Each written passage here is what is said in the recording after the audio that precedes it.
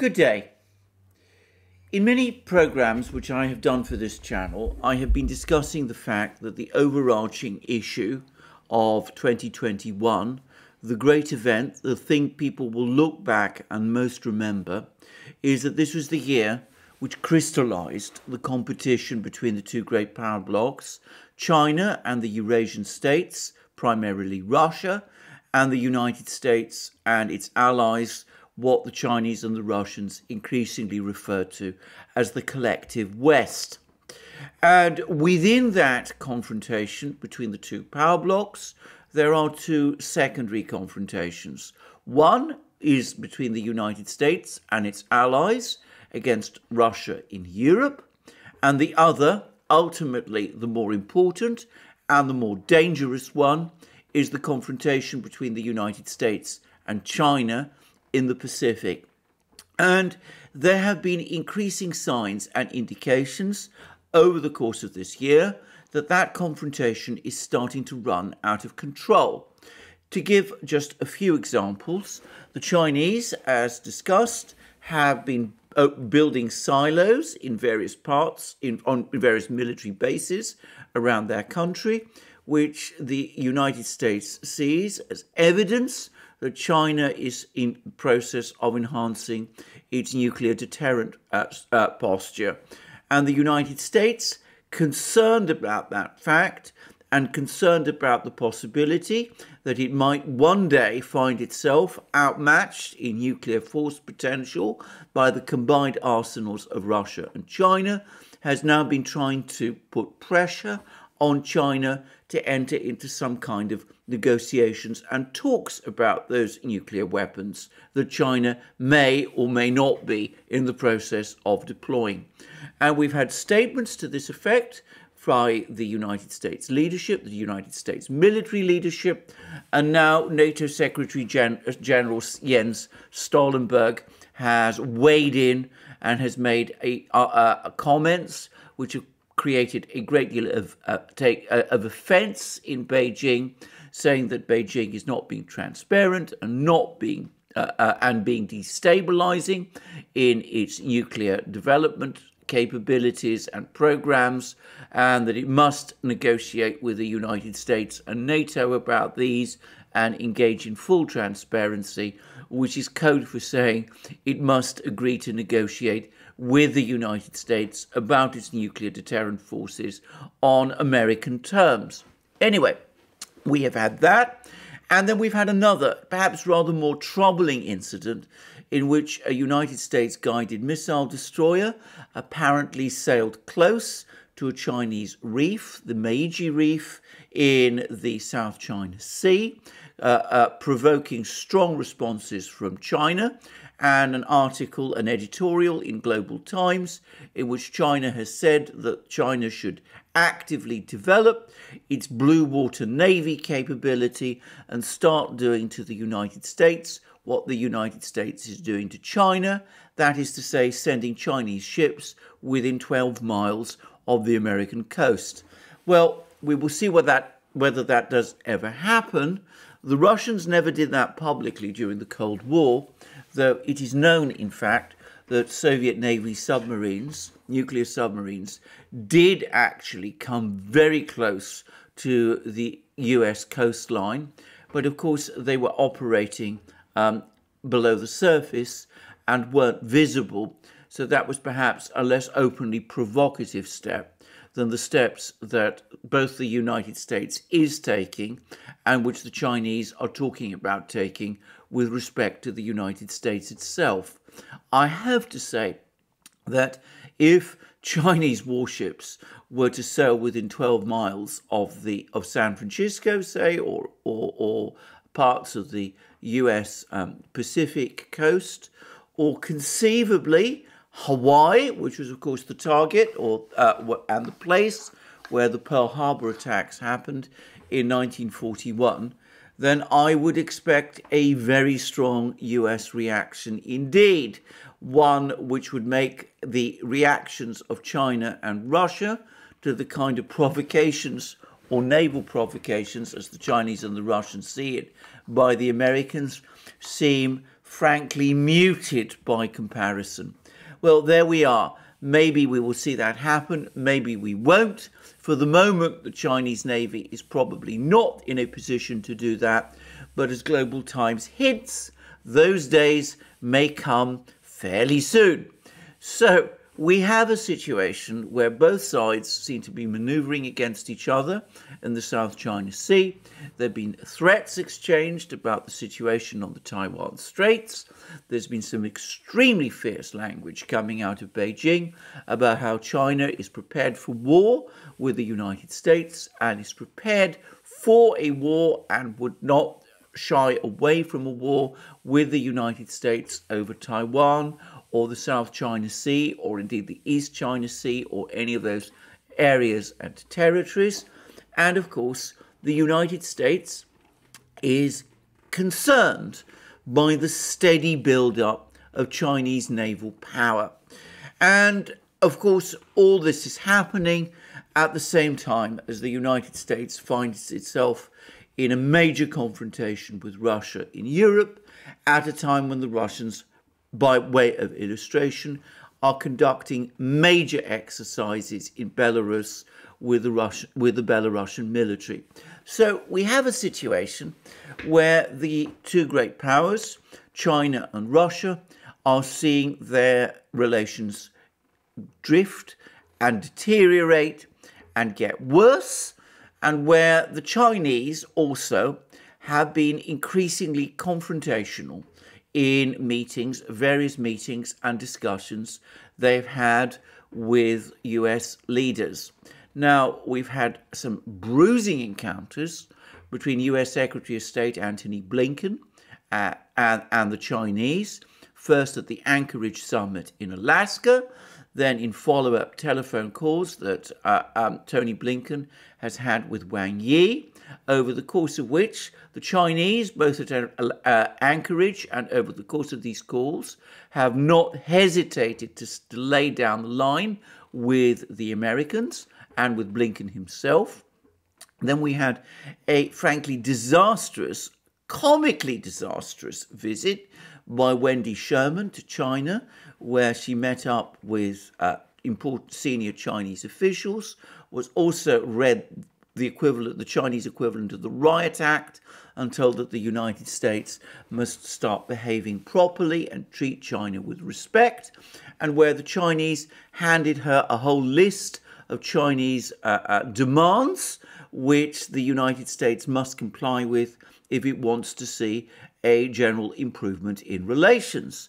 And then we've also had another bruising encounter, this time on the part of John Kerry, who is the US administration's climate czar. He spoke with the Chinese, specifically with a senior official of the Chinese Communist Party, who also gave him a strong lecture about the fact that the United States was responsible for the deterioration in relations between the United States and China. And that conversation, over the course of all of these conversations, the Chinese have pushed back hard on the strategy that the US administration, the Biden-Harris administration, has been following, which is to try to work with the Chinese on a number of issues which are of interest to the United States, like climate change, for example, but at the same time and simultaneously taking an extremely confrontational position with the Chinese on everything else. And the Chinese, in all the various meetings that we have discussed, have pushed back. They've told the United States that that is unacceptable if the United States wants China's cooperation on certain issues. Then it must treat China with respect, it must cease interfering in Chinese internal affairs, and it must pay heed to China's concerns, those concerns set out in those two documents handed to Wendy Sherman during her visit to Tianjin, and over the course of that meeting with those senior Chinese officials. And simultaneously, with all these problems, the deterioration of the situation on the ground, with the United States now facing increasing challenges from the Chinese in the Pacific, simultaneously as it is facing challenges from the Russians in Europe. Simultaneously with all that going on, we have also found that the United States is having difficulty in its diplomatic initiatives. It is struggling to win over Asian states to its side in the great global confrontation with China. It has found that it has lost face with India over Afghanistan, so that we now have Prime Minister Modi of India talking to both Vladimir Putin of Russia and in a recent summit meeting, a BRICS summit meeting, to President Xi Jinping of China. And we have also seen how Vietnam has spurned US overtures to become drawn into this coalition against China in the Pacific. A Vietnamese decision which was undoubtedly hardened and crystallized by that maladroit visit to Vietnam by the United States' profoundly incompetent Vice President Kamala Harris, who managed to alarm and offend the Vietnamese simultaneously by making belligerent anti-Chinese statements and by laying a wreath at the monument where John McCain, the late US Senator and former US Air Force Navy pilot who got shot down over Vietnam during the Vietnam War, the place where he was formerly shot down. So the situation from the US point of view is not going especially well with respect to China.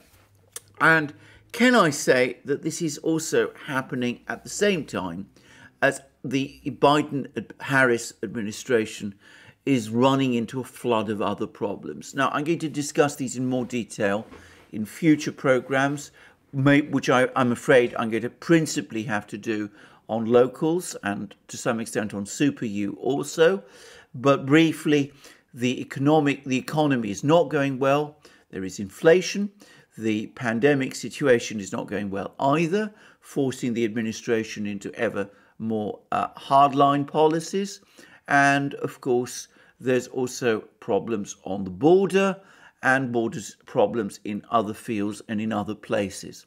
So the Biden-Harris administration finds itself under pressure, with things increasingly appearing to go wrong, with its allies in Europe, notably the British, becoming increasingly critical, with India starting to distance itself, with Vietnam making clear that it doesn't want to be closely aligned with the United States. So what does the United States, or the administration, do in this situation? Well, they do exactly the same thing that they did in April last year, when they found themselves in a similar mess with Ukraine, finding itself on the brink of a disastrous war with Russia, and with the Russians piling up their military along Ukraine's borders in a way which made it very clear that if there was a war between Ukraine and Russia, Ukraine would be destroyed, handing the United States a humiliation and a defeat, which, by the way, would have made the disaster in Afghanistan seem like a roadside picnic by comparison. So what did they do then? Well, they got the president, Joe Biden himself, to pick up the telephone call, ask Putin for a meeting. A meeting duly took place in Geneva between Putin and Biden in June. And though there was no breakthrough or indeed much of advance on any topic over the course of that meeting, the Russians did get Nord Stream 2 out of the way, and things did stabilize a little, at least for a few months. And the administration is doing the same. Just as it called Putin in April to avoid a war in Ukraine, which would have resulted in a disaster for the United States in Europe. So they've got Joe Biden this time to telephone Xi Jinping, the Chinese leader, in order to try to calm things down a little in the Pacific, where things are going China's way instead of the US's way, where the administration has made some wrong moves and has been wrong-footed by the Chinese, and things are starting to go badly wrong. And we have had readouts from both the US and the Chinese government about this call. And I will start first with the US readout provided by the White House. And as is now classically the case, this readout is very short, and it reads as follows. And it's dated September 9th, 2021. President Joseph R. Biden Jr. spoke today with President Xi Jinping of the People's Republic of China. The two leaders had a broad strategic discussion in which they discussed areas where our interests converge and areas where our interests, values and perspectives diverge. They agreed to engage on both sets of issues openly and straightforwardly. The discussion, as President Biden made clear, was part of the United States' ongoing effort to responsibly manage the competition between the United States and the PRC. President Biden underscored the United States' enduring interest in peace, stability, and prosperity in the Indo-Pacific and the world, and the two leaders discussed the responsibility of both nations to ensure competition does not veer into conflict. Well, it's a short readout, but let's pass it because there's a few rather interesting points that come out of it. Firstly, there is the point about the fact that the two leaders had a broad strategic discussion, so that was a wide-ranging discussion, in which they discussed areas where our interests converge and areas where our interests, values and perspectives diverge. Now, note the insertion of that word values, something which, in my opinion, is the source of all this trouble, because the United States, as we know, continues to insist that it is somehow a superior civilization over all others, and it insists on raising issues that it considers to be emblematic of that superior civilization which is itself in other countries. And that means, in effect, that it gives itself some sort of right to meddle in the internal affairs of those countries. Well, the Chinese have made it absolutely clear that so far as they're concerned, that is completely unacceptable. And when we read that the US and Chinese interests diverge, it is over this issue of values, to be very clear, that they diverge most. If the United States was prepared to put this question of values to one side, if it didn't give itself the right to meddle all the time on the strength of those values in other countries' internal affairs, specifically China's in this case, many of the problems which we are seeing between China and the United States would, in my opinion, go away. Certainly, the two countries would remain competitors, but then many countries are competitors and they're able to maintain a balanced and reasonable relationship on other matters. It is this insistence by the United States on bringing up the topic of values, so-called, that is the source ultimately of all the trouble, and which is the reason why there is this enormous tension at the moment in international relations. Now, I get to say this straightforwardly. I think when it comes to the United States harping on about its values in this fashion, There is undoubtedly some degree of, if you like, ideological sincerity. There are officials in the United States who genuinely do believe that the United States is that superior civilization that they always talk about, and those same officials feel that if the United States did not bring up this issue of values all the time, it would somehow be betraying itself and would simply revert to being a normal country, something which those officials find absolutely unacceptable and intolerable. But it must also be said that there is also a layer of cynicism in this, as well as that ideological purism and sincerity that I discussed. Because, of course, this values topic does what I said. It enables the United States to justify its meddling in the internal affairs of other countries. It is what ultimately the rules-based international order that the United States talks about all the time is all about. It gives the right of the United States to lay down a set of rules which other countries must bend to, including in the way they shape their domestic policies, without, of course, being subject to those rules itself. And that is something which the United States feels gives it power and an advantage over other countries, including its competitors, countries like China and Russia. It means that the United States feels that it is entitled to interfere in their internal affairs and has a right to do so, and they don't have that reciprocal right with respect to the United States.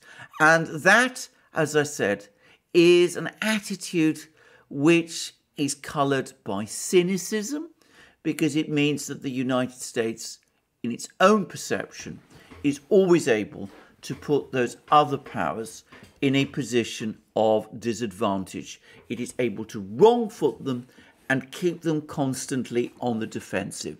So that is why that reference to values in this readout is both an important one, and from a Chinese point of view, it is an incendiary one. And we see how incendiary it was because of what follows in the next sentence. They, that is to say Biden and Xi, agreed to engage on both sets of issues openly and straightforwardly. Now, that is diplomatic language for saying that at that point, specifically one suspects on the issue of values, Xi Jinping did not hold back and made China's position crystal clear that China is not prepared to be lectured by the United States about how it sorts out its problems, runs its internal affairs, and governs itself. And that was, I suspect, an extremely tough discussion. But then we come to the next point, the point which is really what this whole conversation on the part of the United States was all about. This discussion, President Biden made clear, was part of the United States' ongoing effort to responsibly manage the competition between the United States and the PRC. President Biden underscored the United States' enduring interest in peace, stability, and prosperity in the Indo-Pacific and the world, and the two leaders discussed the responsibility of both nations to ensure competition does not veer into conflict. Now, note those words. What Biden is basically telling Xi is that the United States does not want a war in the Pacific, does not want a war over Taiwan, it does not want a war over the South China Sea, and this is the United States' priority, They want to avoid a war, and both countries, both China and the United States, have an interest in avoiding war. Now, that is undoubtedly true, but note again that first part of the call and the stress on values. No recognition at all in this readout that the United States is itself creating the conditions which make that conflict in the Pacific more likely.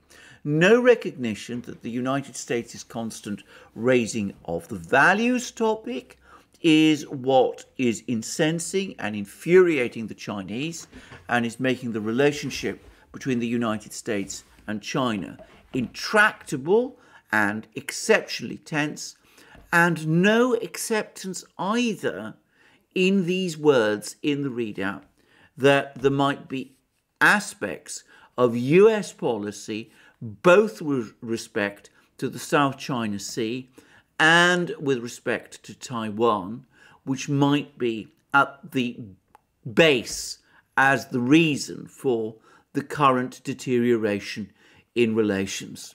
So a readout that hints at a great deal, illustrates many of the problems, shows that the United States, or at least the administration, is becoming increasingly alarmed by the deterioration of the situation in the Pacific, alarmed in a way that suggests that it had not fully anticipated that events in the Pacific would take the direction that they are, and that the United States would be wrong-footed in the way that it is, but no actual steps by the United States either to recognize that there are mistakes and problems in the way that the United States is approaching the issue of US-China relations, and no apparent give on the United States, from the United States towards China in respect of the issues which are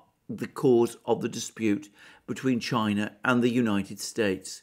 So if we are to judge purely by this readout, what we see is a call by Biden to see, which is intended to make things better, which in Biden's words seeks to responsibly manage the competition between the United States and the PRC, but which, on the contrary, is more likely to have made the situation even worse. Anyway, that is the American account of what happened.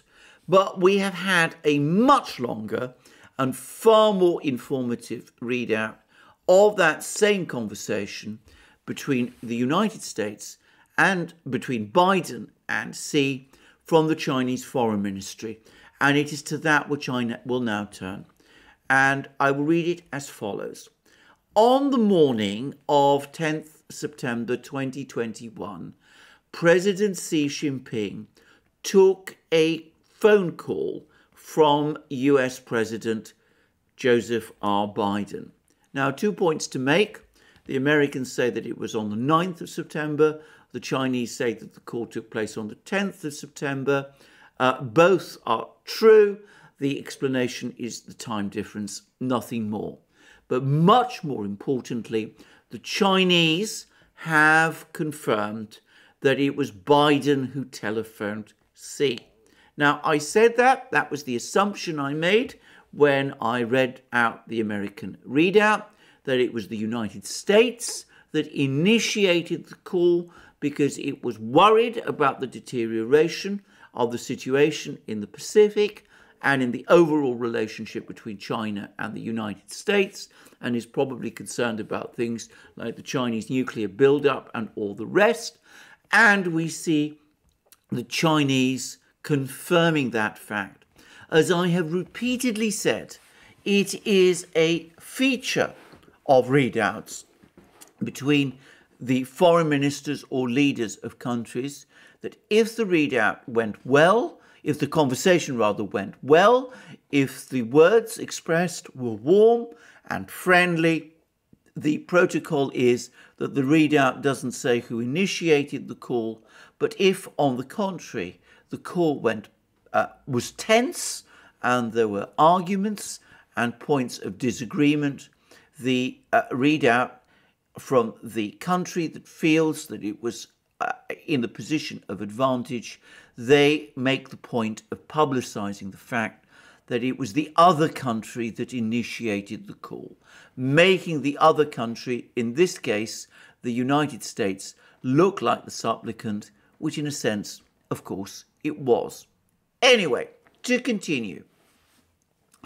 The two leaders had a candid, in-depth and extensive strategic communication and exchanges on China-US relations and relevant issues of mutual interest. Now, that is very similar to the US readout about the fact that the discussion took place in a open and straightforward way. But the Chinese readout is actually stronger.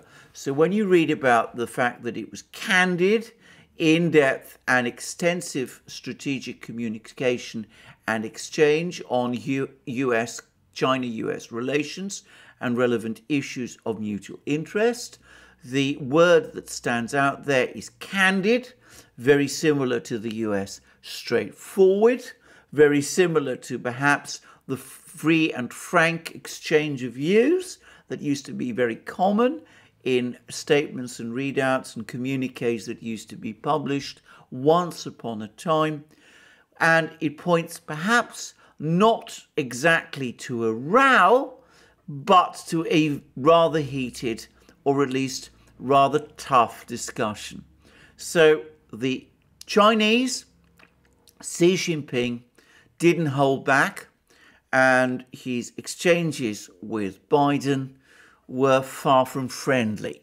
That is what the readout tells us if you translate the diplomatic code. Then we have the gentle opening paragraph. Xi Jinping first expressed sympathy to Biden and the American people over the human and economic toll in multiple places in the United States caused by Hurricane Ida. Biden appreciated the expression of sympathy. That is a convention between leaders. They express sympathy when another country suffers a natural disaster.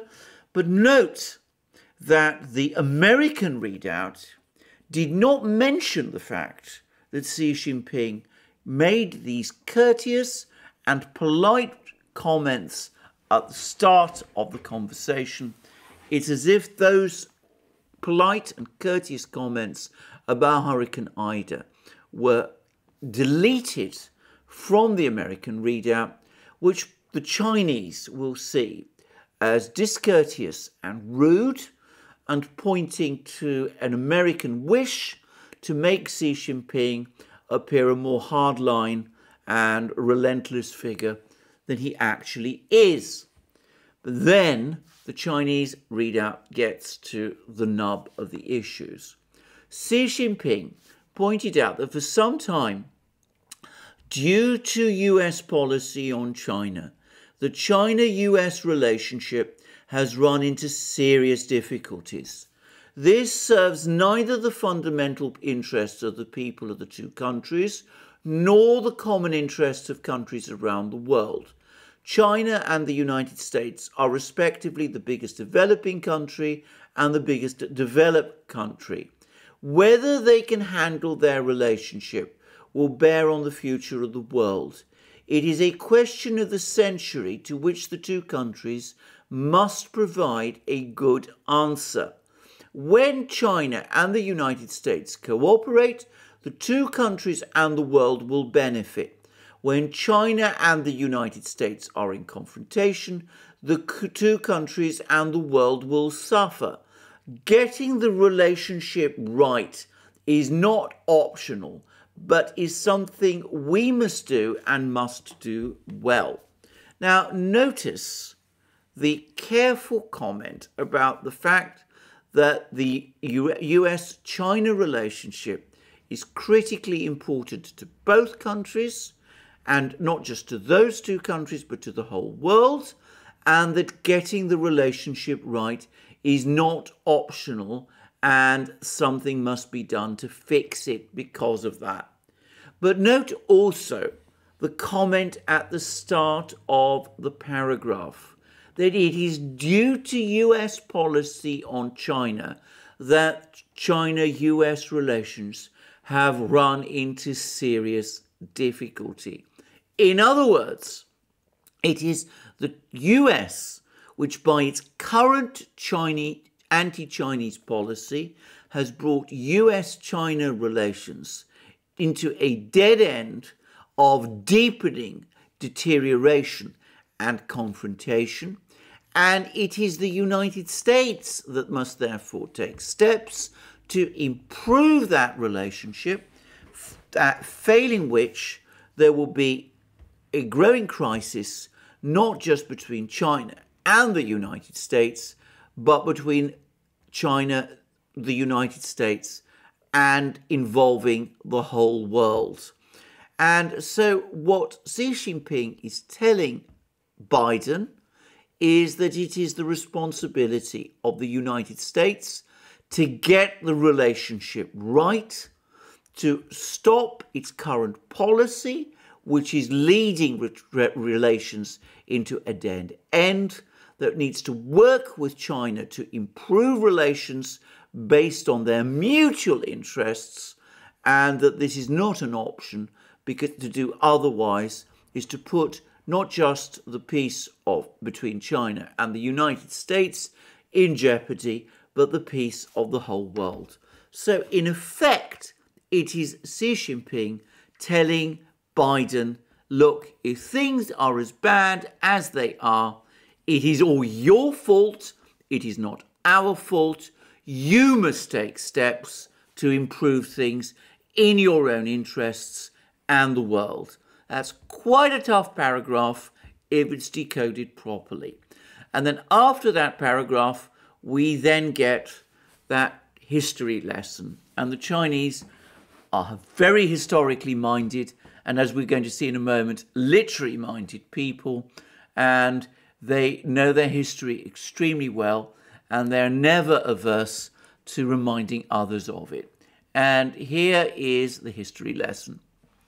Xi Jinping highlighted an ancient Chinese poem. Mountains and rivers may block the way, yet another village will appear amidst willow trees and blooming flowers. Well, as I said, the Chinese are the most historically minded people in the world.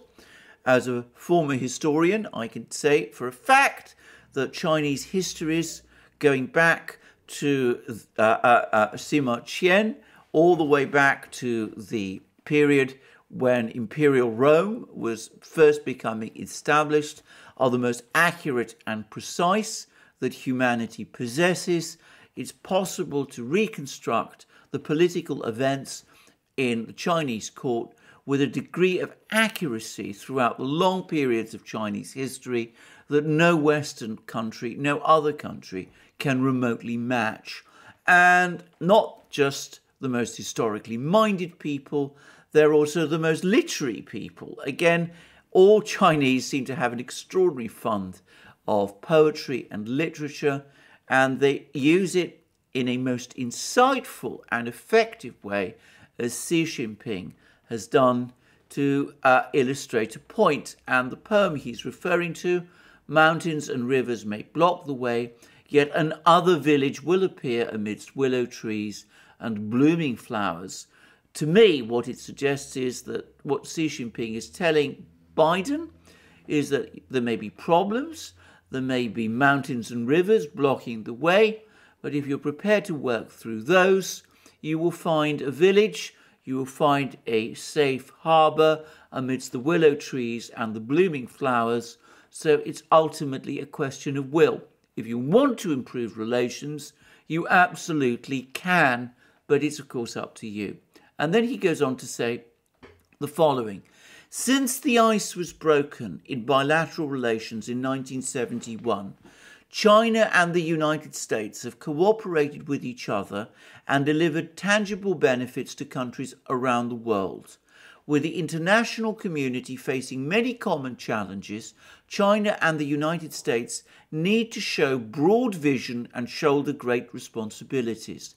The two countries should look ahead and press forward, demonstrate strategic courage and political resolve, and bring China-US relations back to the right track of stable development as soon as possible for the good of the people in both countries and around the world.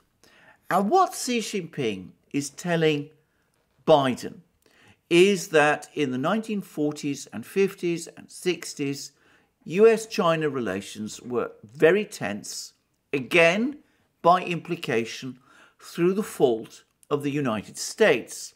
In the 1950s and 1960s, as we all know, the United States had no contacts with China, saw China as an adversary state, and it didn't recognize the government, the communist government in Beijing, as the legitimate government of China. But eventually, under pressure of events and of reality, the United States, to be precise, the Nixon-Kissinger administration, was able to break through all the accumulated problems that the United States had created for itself, the mountains and rivers which were blocking the way, and it was able to break through all those obstacles and establish a relationship with China in the early 1970s, which served not just China's interests, but also the US's interests and the interests of the entire world. So what Xi Jinping is telling Biden is that he and his administration needs to exercise the same imagination that Nixon and Kissinger exercised in the early 1970s, show the same degree of political courage and willpower, and break through the accumulated obstacles that the United States has created for itself in its relations with China. And if it does, then it will find that the rewards for itself are as great as they were when the United States forged ahead and achieved that breakthrough in US-China ties in the early 1970s. And just as that previous breakthrough in the early 1970s resulted in a radical improvement in the international situation, so today there would be a radical improvement in the international situation if the United States acted with the same courage and the same imagination now. So that's the history lesson. And then Xi Jinping touches on the various issues where the United States and China could work with each other and where it would be very much in the United States' interests to do so. Xi Jinping elaborated on China's position on climate change and other issues. He stressed that China continues to prioritize ecological conservation and pursues a green and low-carbon path to development and has taken the initiative to actively shoulder international responsibilities benefiting China's national conditions. On the basis of respecting each other's core concerns and properly managing differences, the relevant departments of the two countries may continue their engagement and dialogue to advance coordination and cooperation on climate change, the pandemic response and economic recovery, as well as on major international and regional issues. In the meantime, the two sides may tap more potential of cooperation to inject more positive dynamics into the relationship. Now, that's a very interesting paragraph because what Xi Jinping here is saying, yes, we can work on climate change. Yes, we can work on the pandemic. Yes, we can talk about how to improve the world economy, where we both have shared interests and are departments, our relevant departments of our two governments can meet and work together on that basis. But this must be done, and I quote again directly from the readout, on the basis of respecting each other's core concerns and properly managing differences. So it cannot be done in the way that the United States wants it done. It can't be that the United States pick and chooses what it will work with China on, like climate change and the pandemic, with the United States being confrontational on other matters. It must be a serious attempt by the United States to engage with China in a broad way, understanding China's concerns, respecting China's concerns, and on that basis, China and the United States will be able to work together on other issues. So Xi Jinping is rejecting the pick and choose approach that the US administration has up to now been trying to take. And moreover, he is implicitly rejecting this United States attempt to put values, or what the United States calls values, at the heart of the relationship.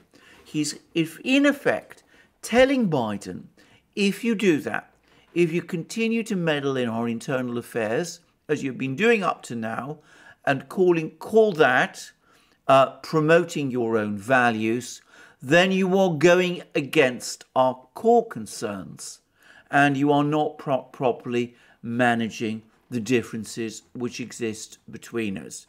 At that point, cooperation on those other things that you want, climate change, the pandemic, the economy, become much more difficult, and things will become far more tense than they might otherwise be, impeding cooperation even on those issues that are of our mutual interest. So then we have the Chinese account of the kind of things that Biden said in response. Biden noted that the world is changing fast.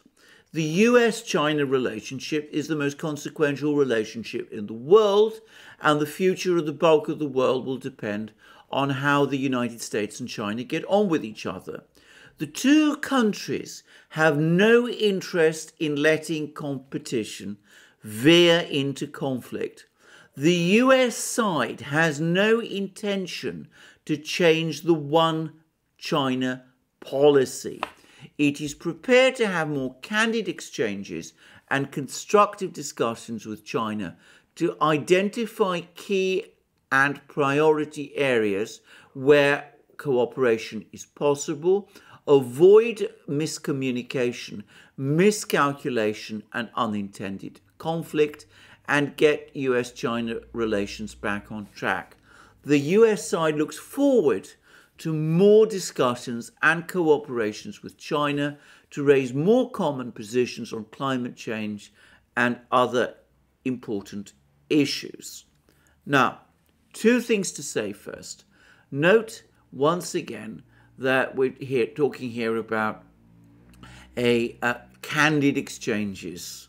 In other words, open, frank, free and frank exchanges. So this is a difficult part of this conversation, one where there was some perhaps not heated language, but at least, shall we say, rather blunt and forthright language.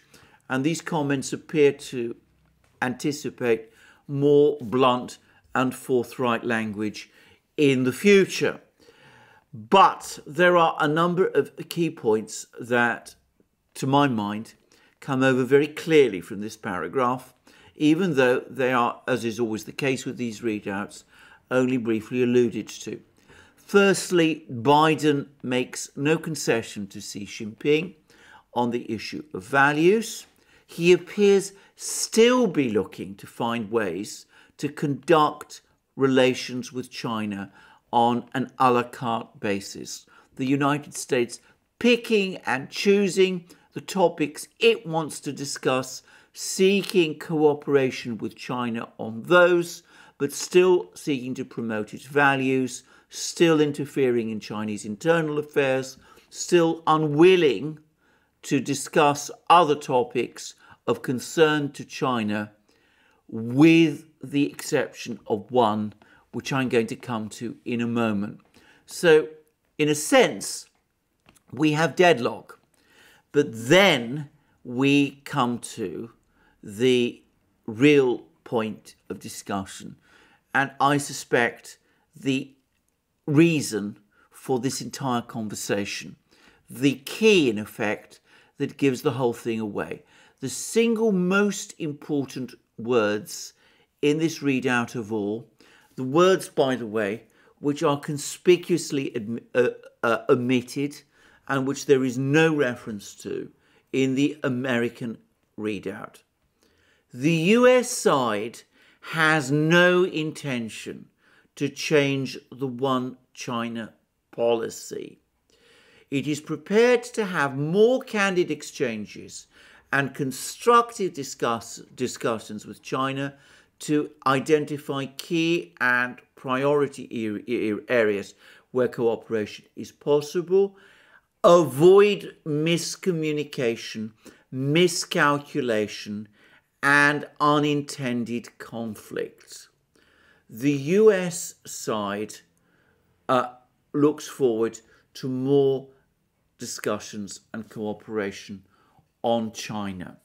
So, with China, on to reach more common positions on climate change and other important issues.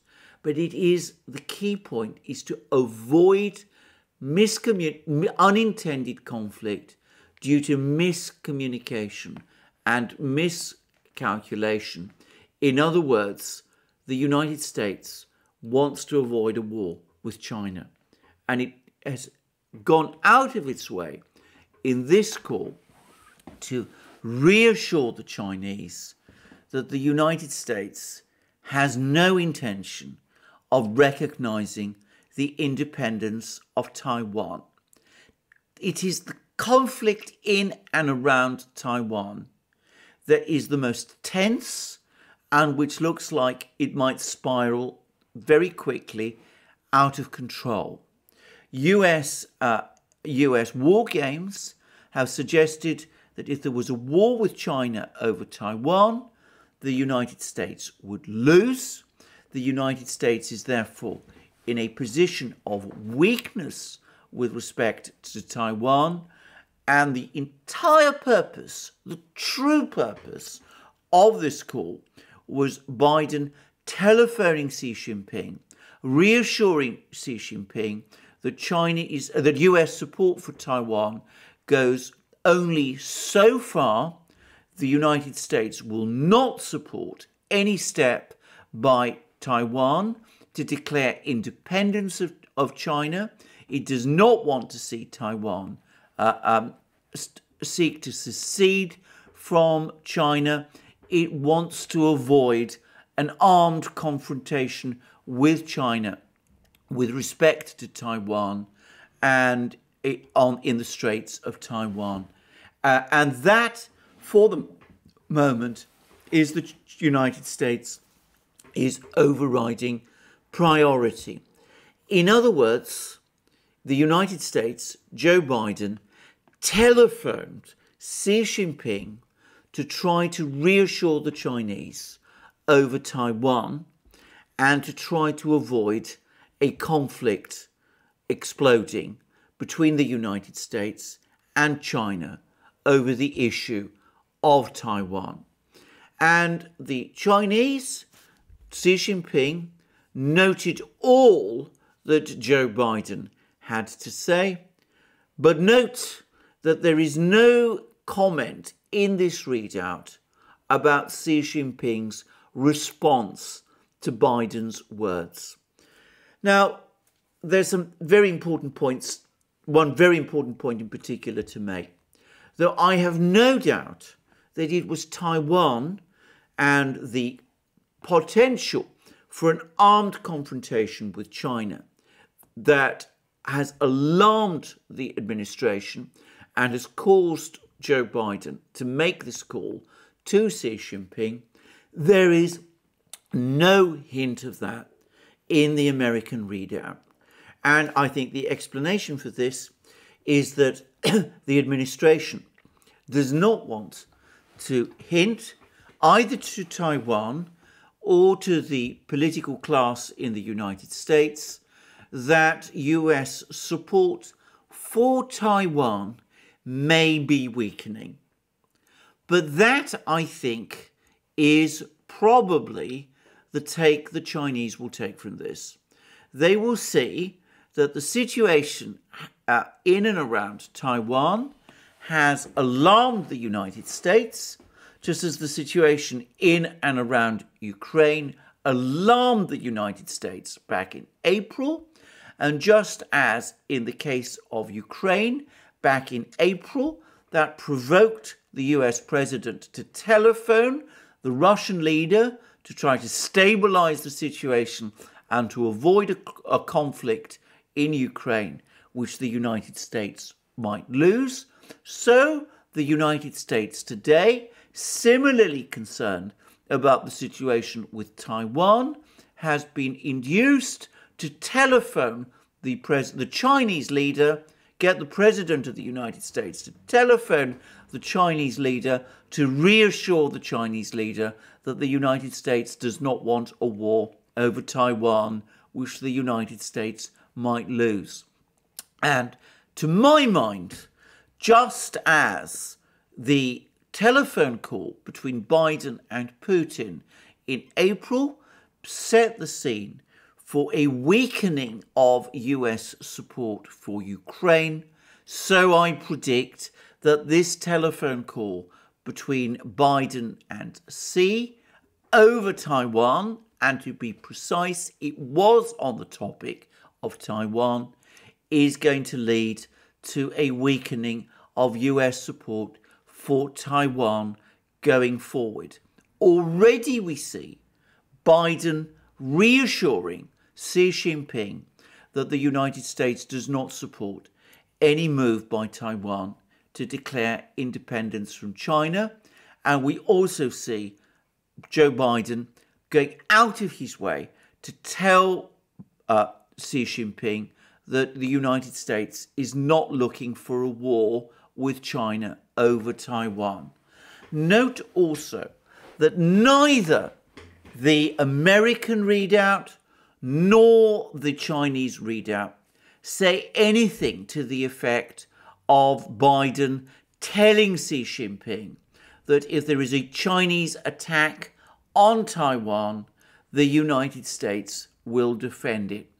In other words, there is no guarantee of Taiwan's defense from the United States in either readout, and almost certainly that means that there was no statement by Biden to Xi Jinping that if there is a war involving Taiwan, with the Chinese taking military action with respect to Taiwan, there is no statement from Biden to Xi Jinping that in that case the United States will act to defend Taiwan, and China might find itself in a confrontation with the United States also. However you try to interpret this, however you read these comments, it's clear to me that the United States, in the person of its president, did not provide that full and strong defense of Taiwan that the Taiwanese might have been expecting and looking for, just as in Biden's conversation with Putin in April, the United States did not provide the Russians with that strong and clear statement of support for Ukraine that the Ukrainians also might be looking for. And then the Chinese readout ends Both presidents agreed that in-depth communication between them on China-US relations and major international issues is very important for steering the bilateral ties in the right direction. They agreed to maintain frequent contact by multiple means and instruct officials at the working level to intensify the work, conduct extensive dialogue, and create conditions for further development of China-US relations. Now, that paragraph, by the way, strongly suggests to me that Biden suggested a summit meeting and that Xi Jinping refused, but said that a summit meeting between himself and Biden in the future is a possibility, but that the groundwork must be prepared carefully in advance, and that's what instructing officials at the working level to intensify work is all about, and that is what the comments about having frequent contact by multiple means is all about also. So it's quite likely, it seems to me, that a Biden-Xi summit meeting is on the way, though Xi Jinping has made it clear that for China, the time for that is not now. A lot more work has to be done to iron out the disagreements between the two great powers. Well, there we are. That is the conversation that Biden and Xi had with each other. You will notice that my take of it is somewhat different from the take that you will find in other places. There's been some suggestions that this was not a particularly meaningful discussion, and I think a lot of people who say that have taken their cue from the extremely limited American readout.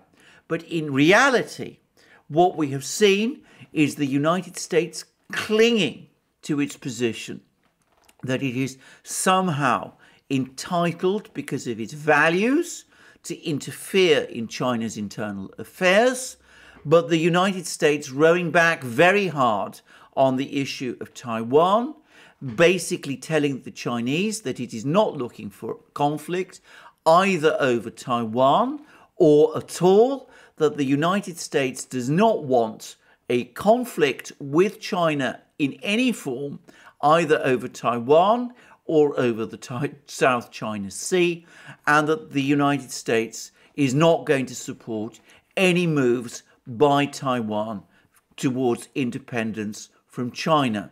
So what one has to say is that just as in April, in the confrontation over Ukraine with Russia, the United States blinked first, so in the confrontation with China over Taiwan and over a multiplicity of other issues, once again, it is the United States that has blinked first.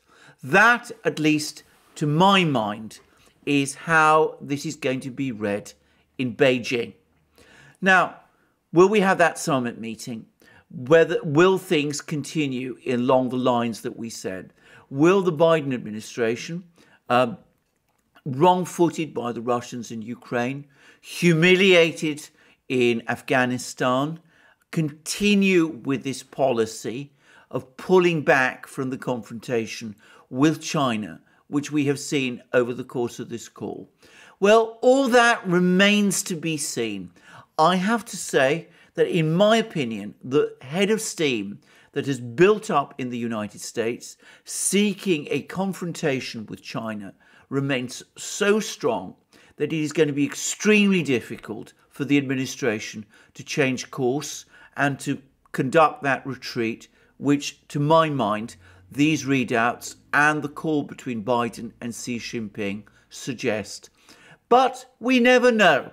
Perhaps we will see a summit soon. Perhaps we will see over the next few weeks and months more steps taken to try to diffuse tensions between the two great powers. I'm going to finish by one final comment, and that is, again, we see once more the value to the Chinese and the Russians of their strategic partnership, their de facto alliance. The United States this year has probed against both of them. It has tried to take steps against Russia in Eastern Europe, in Ukraine and Belarus, and it was forced to pull back. And it appears to be making the first steps to pull back in the confrontation over Taiwan and in the Pacific with China. Both China and Russia have Russia and China, the two other countries, at each other's back. And that means that when the United States tries to take on the one, it has to worry about what the other might do. And China and Russia, in their confrontations with the United States, by contrast, know that they can rely upon the support of the other. That puts both the Chinese and the Russians in a position of decisive advantage in terms of their respective confrontations with the United States. There's been many people who talk about whether the Chinese-Russian strategic partnership is for real. Well, we not only see that it is for real, we see how it is working out in practice. We are going to see more of this going on over the next few weeks and months and possibly years, as the United States continues to probe and try and find ways to take on one or the other, or conceivably both, and find its moves, checkmate it on each occasion, and as it tries also to find means to create cracks and divisions between Moscow and Beijing. That is the story of diplomatic relations at the moment. But to be very clear, as a result of this conversation between Xi Jinping and Joe Biden, we can say with some confidence that the Chinese have, for the moment at least, won a round. So far, the gain they've achieved is psychological. We've not seen any steps by the United States to rein things back, but we could perhaps start to see these in the future as work towards a summit meeting between Biden and Xi now builds up and proceeds in earnest. Well, thank you for joining me for this program today, this long program discussing these readouts and this conversation. Always these readouts, I should say, are a challenge to unpack. One must always understand the care with which they are written and the way in which the countries, the governments, the foreign ministries that produce them are always concerned to keep things back as much as to provide information. So one has to sometimes read between the lines, and it's essential, in my opinion, always to compare what the two sides say and to notice the differences.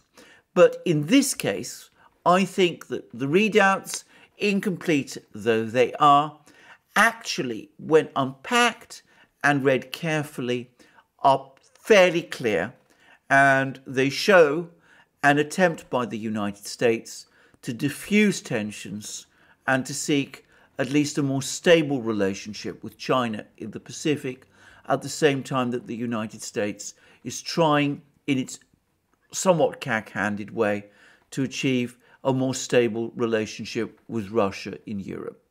So this is an important call, one which may point to developments in the future, developments which we will obviously cover on this channel and on our other channels, our main channel, the Duran, and on our other platforms, especially Locals and Super You, where we have a thriving communities and where we are increasingly posting exclusive content. Well, thank you again for joining me today. If you want to support us and the work I do, you can support us via Patreon and Subscribestar. You can also support us by going to our shop, buying the amazing things you will find there, our magic mugs, our hats, our hoodies, our sweatshirts, our t-shirts, and all the rest. And also, and in addition, please remember to check your subscription to this channel and also to press the like button on this video. Thank you for joining me on this long video today. I look forward to you joining me again soon, and have a wonderful day until then.